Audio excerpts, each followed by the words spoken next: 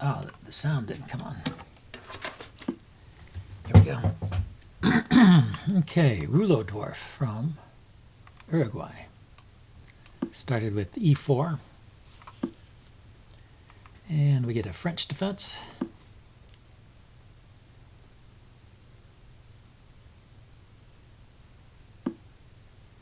And he plays the classic variation. I'm going to bring the bishop out and then push on to e5 here and trade off the dark squared bishop.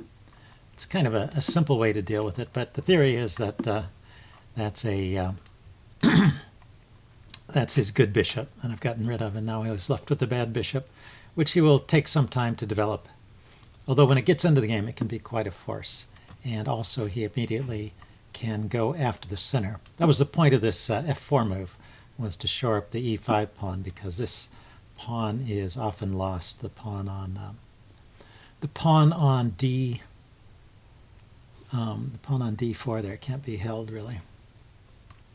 So I think I will take here and see how he takes back. He could take back with the knight or the queen. The queen is interesting, trying to keep me from castling, or taking with the knight, looking at coming into here to the e4 square if the timing is right. Right now I've got the e4 square covered. So I should be okay here. Let's see, if he goes into e4 now, I think I can just take it. So let's go ahead and get castled.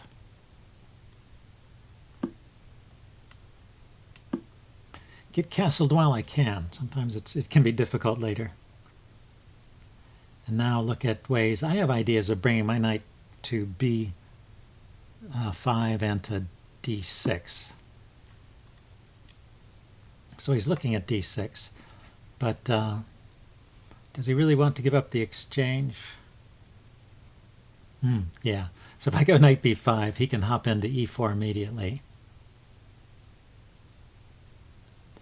And then when I go to d6, he's in a position to trade it off and win a pawn. So let's kick the knight first.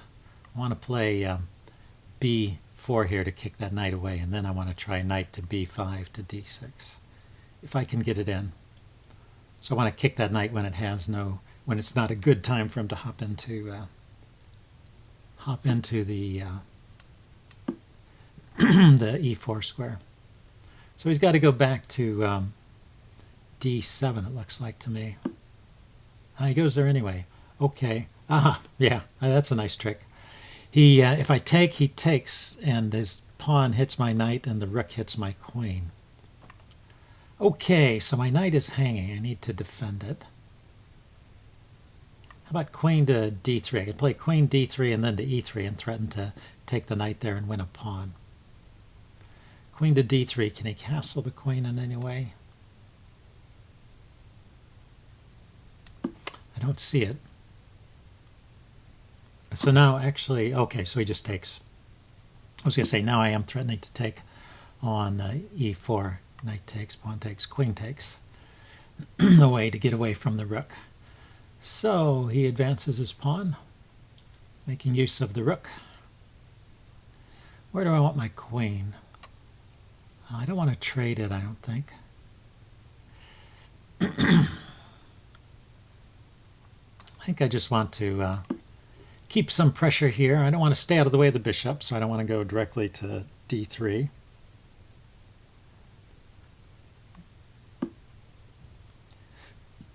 And he is trying to undermine my center. If I take here, there's some ideas here with taking and trying to prove that the e pawn is weak. He also could have considered taking with a pawn there, but well, now his d pawn is well supported. So is he hopping in anywhere? His knight could hop in there. No, it can't. I'll take it. His bishop is still backwards. Let's bring a rook over. Bring a rook over to the e file here. He's not threatening to take anything. His bishop is still locked in behind the pawns. He might move that pawn forward anyway. You know, it's an idea just to sack that e-pawn and open up this diagonal for the bishop. Oh, there he goes for it. Yeah, that's not a bad plan. It's not a sack. That's right. It does leave him with this isolated pawn here. Oh, he keeps taking.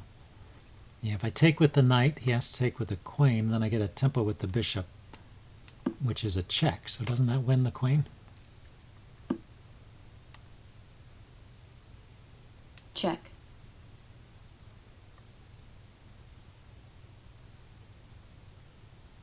I think it does.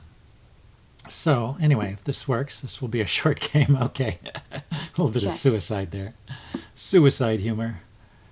Okay, well, I can threaten mate, but I can't threaten mate and the rook at the same time, sadly. So if I could hop my queen over to f3, oh, well, he could still retreat the rook. Anyway, it makes sense to... Let's see, let's do the check first. Checkmate. It is mate. Okay. So anyway, that was a quick game, but it was interesting. So I will upload this and do a postmortem. See you guys later. Bye.